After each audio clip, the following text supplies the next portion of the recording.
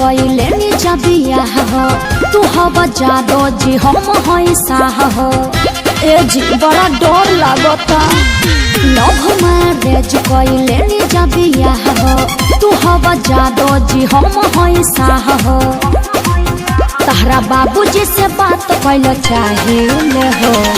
ए जी तनी अपना बाबूजी से बात करी ना रुका लगावता हाँ लगाई ना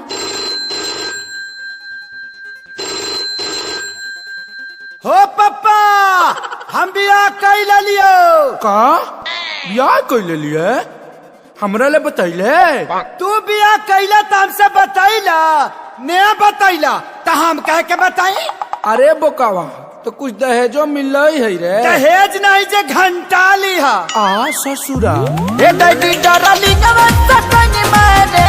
जदू दिन पागिले हो जूता से पिटाई बे मुहा पावन मिली तगे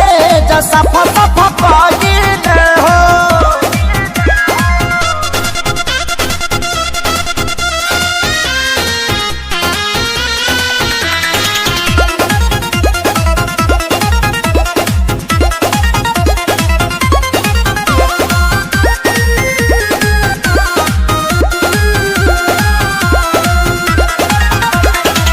एक तो गलती कइले बनी जा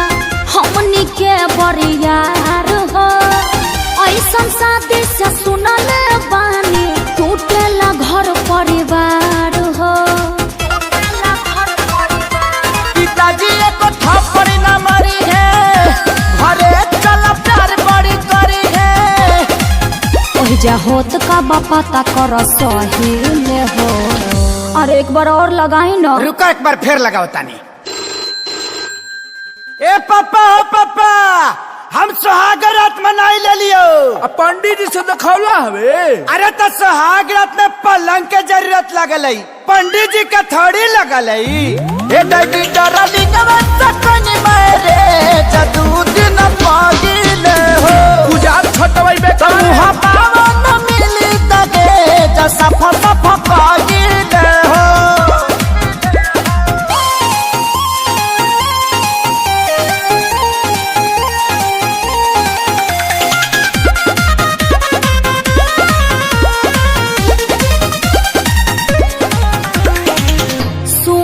अखिलेश हमार का पता के रूह हो वही जा जाए से पहले देख छोटका के मुँह हो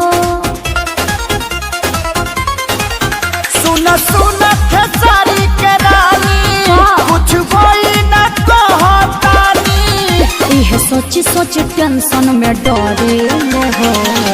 हर एक बार लास्ट प्रयास करो रुक जा एक बार और लगावा है ए बाबूजी हो